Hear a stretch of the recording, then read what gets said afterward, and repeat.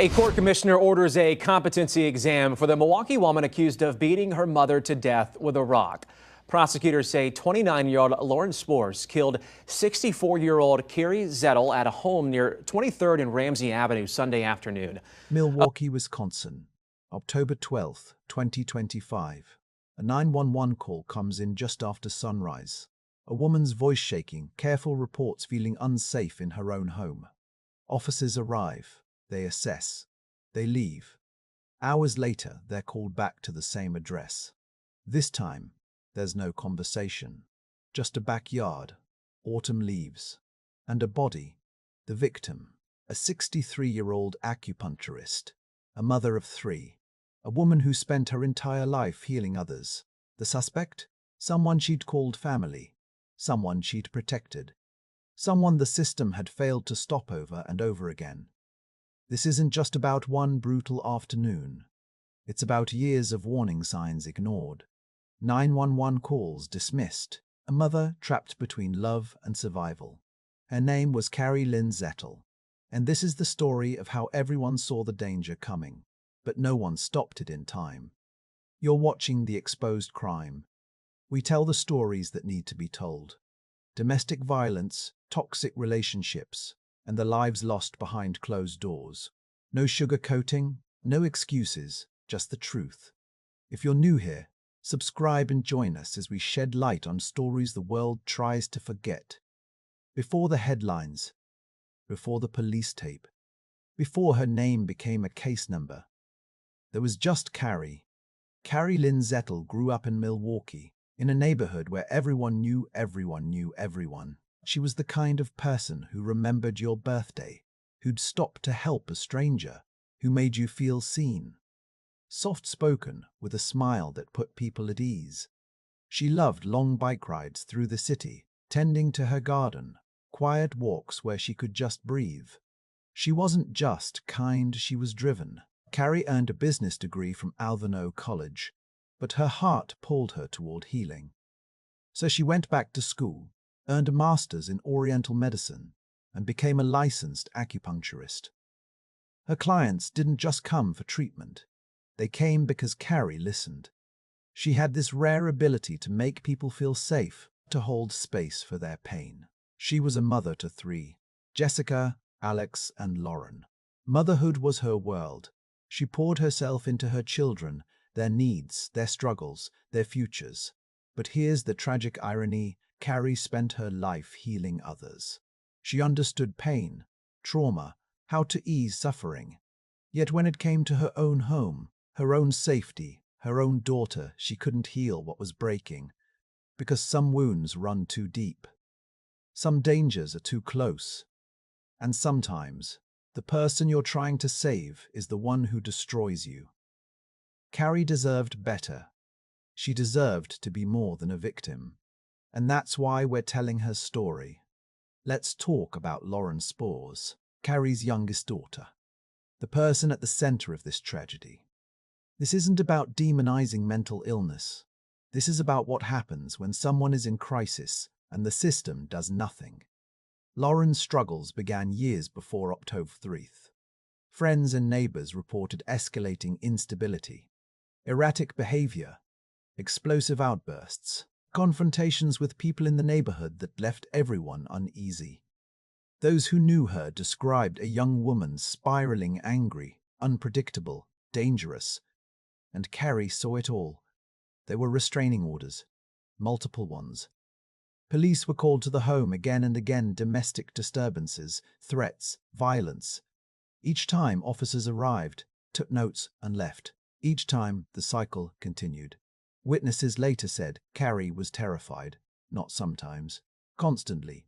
Friends would tell investigators she was scared of her own daughter. But Carrie was also a mother, and mothers don't give up. So even when Lauren's behavior turned violent, even when the fear became unbearable, Carrie kept trying, kept hoping, kept opening her door. Because what do you do when the person you love most is also the person you fear most? That's the impossible question Carrie lived with every single day.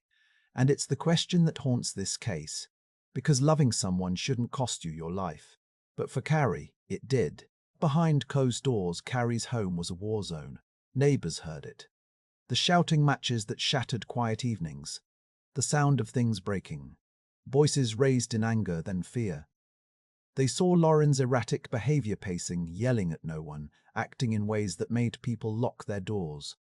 And they saw Carrie exhausted, afraid, but still trying. Carrie made 911 calls. She filed for protective orders. She reached out for help, over and over, like someone drowning and waving for a lifeguard who never comes. But the system failed her. Restraining orders were issued, then dismissed. Court hearings led to delays, or worse, nothing at all. Police came, documented the chaos, and left. There was no long-term intervention, no psychiatric hold, no real safety net. Why? Because the system isn't built for families like Carrie's. Domestic violence resources often focus on intimate partner abuse, not violence between a mother and her adult child. Mental health services are underfunded, inaccessible, or only activated after something catastrophic happens, so Carrie stayed trapped. Torn between a mother's unconditional love and a survivor's desperate fear. Friends warned her. One day, something terrible is going to happen. Carrie knew, she felt it in her bones. But what could she do? Abandon her daughter? Turn her back? Carrie wasn't wired that way. And that loyalty, that love, that hope, it's what kept her in harm's way. October 12th was the day the tension finally exploded. The last day of Carrie's life started like any other. She woke early, as she always did, made coffee, moved quietly through her home, tending to the small rituals that brought her peace. Outside, the October air was crisp, the kind of morning that feels like a gift. But inside that house there was no peace. Lauren was awake too, and according to witnesses, she wasn't stable. Her behavior that morning was erratic, agitated, loud, on edge. The kind of energy that makes your stomach drop because you know something bad is coming, and then it started. A violent confrontation. Shouting. Chaos. And Carrie, terrified, picked up the phone and called 911. Her voice on that call? Shaking. Fragile. You can hear the fear. She knows this isn't just another argument. She reports the conflict, asks for help. Police arrive. They talk to both women. They assess the situation. Tensions are high, yes. Dangerous, maybe. But no one is arrested.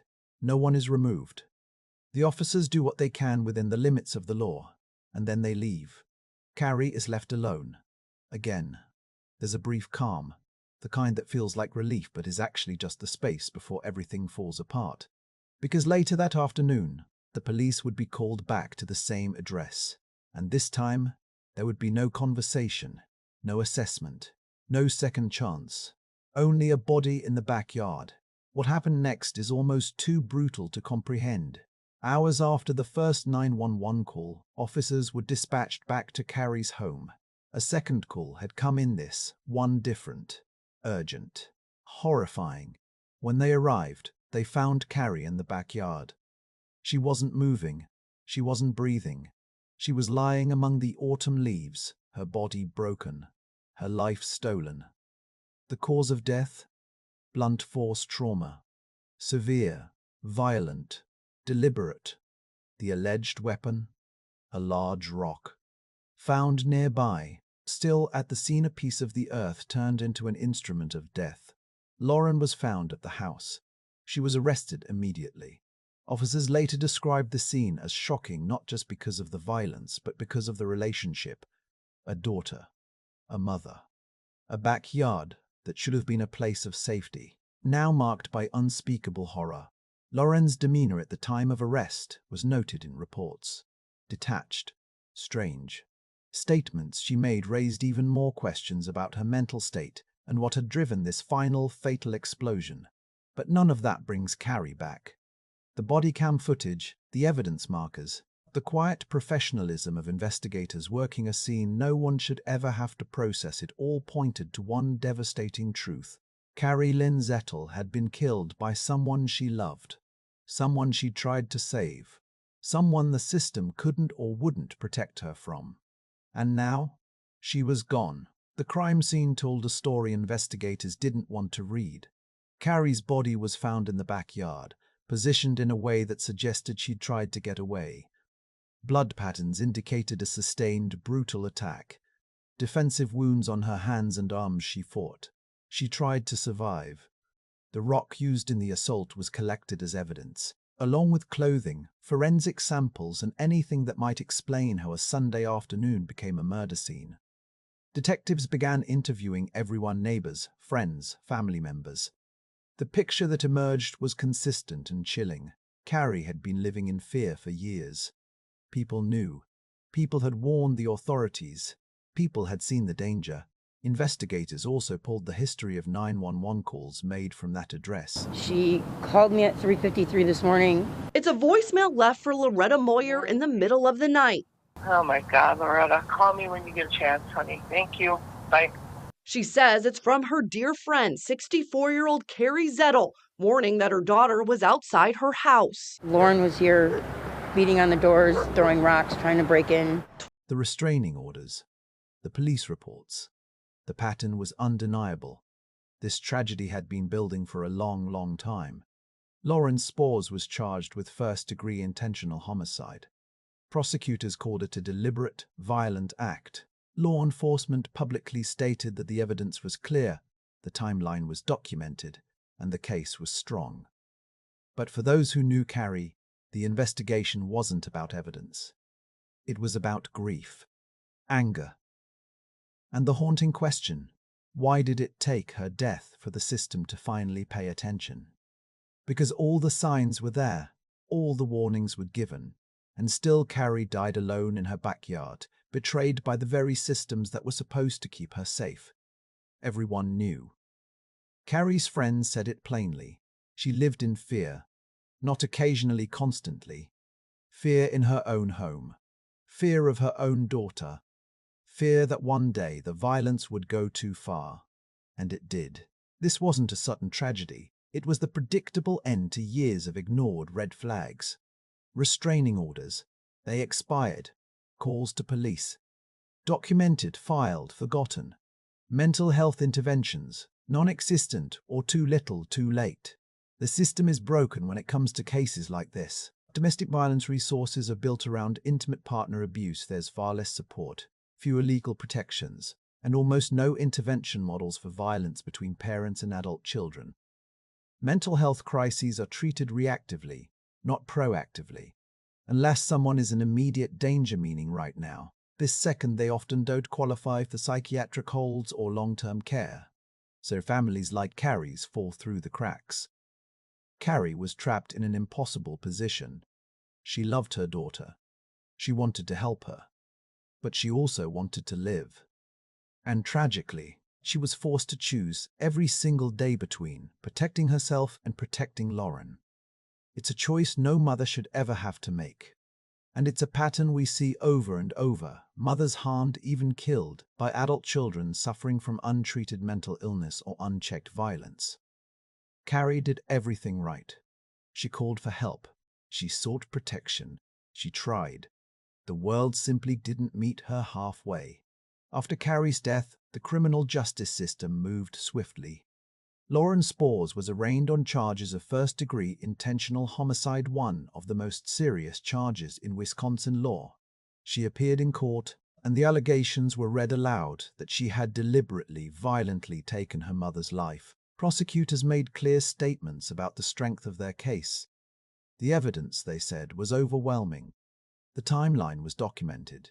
The 911 calls, the physical evidence, the witness testimony, it all pointed in one direction. But the defense will likely raise questions about Lauren's mental state. Competency hearings may be requested. Psychiatric evaluations will be part of the legal process. The question isn't just what happened. It's whether Lauren was in control of her actions, and whether she can even stand trial. The community, meanwhile, is watching closely. This case has become a flashpoint, not just about one family's tragedy, but about systemic failures, about mental health, about what happens when someone falls through every crack in the system. Trial dates will be set. Legal arguments will be made. But for those who loved Carrie, no verdict will bring her back. No sentence will undo the years of fear she lived through. Justice, in cases like this, is complicated. Because even if the defendant is held accountable, the systems that failed Carrie, those remain unchanged. And that's the most frustrating part of all. In the days after Carrie's death, the Milwaukee community came together, not in celebration, but in grief and reflection. A vigil was held in her honor. Candles were lit. Stories were shared.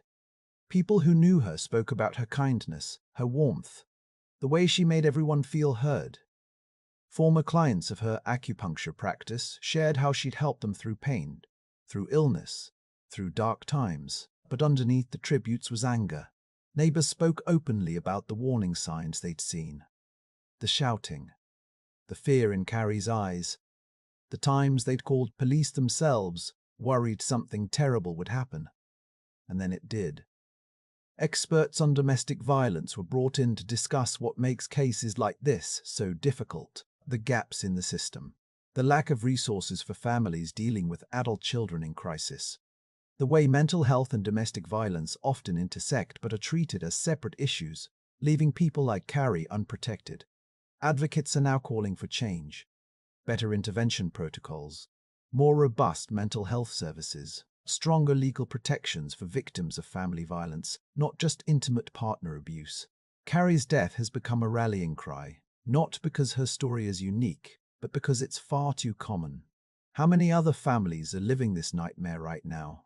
How many other mothers are afraid in their own homes, torn between love and survival? Carrie's story demands we do better, and her community is refusing to let her death be in vain. Carrie Lynn Zettel was more than the worst day of her life. She was a healer, a friend, a mother, a woman who gave more than she ever asked for in return. Her former clients remember her gentle touch, her ability to ease pain that seemed unbearable.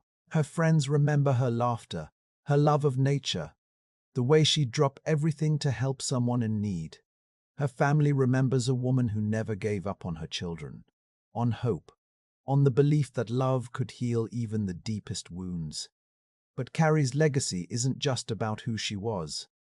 It's about what her death reveals. It reveals a system that fails women like her.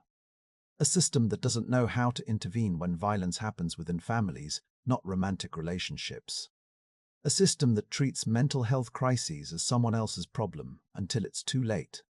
Advocates are now pushing for legislative change in Wisconsin and beyond, reforms that would expand protective orders to cover family violence, funding for mental health crisis teams, training for law enforcement to recognize when someone is in sustained danger, not just immediate danger. Carrie did everything she could to save herself and her daughter. She called for help. She sought protection. She stayed, not out of weakness, but out of love. The world simply did not meet her halfway. But maybe, just maybe, her story will be the one that finally changes that. Rest in peace, Carrie. You deserved so much better. If this story reached you, if it stirred something in your chest, don't let it fade when the video ends. These cases remind us that danger can hide in the everyday, that silence can cost lives, and that sometimes the smallest voice can be the one that saves someone. If you know anybody in a violent or unsafe situation, don't wait. Say something. Call for help. Speak up. Your voice might be the one thing standing between someone and a tragedy like this. Drop a comment. Share this video. Keep their names alive. And we'll be back with another story that needs to be told. This is The Exposed Crime. Stay safe out there.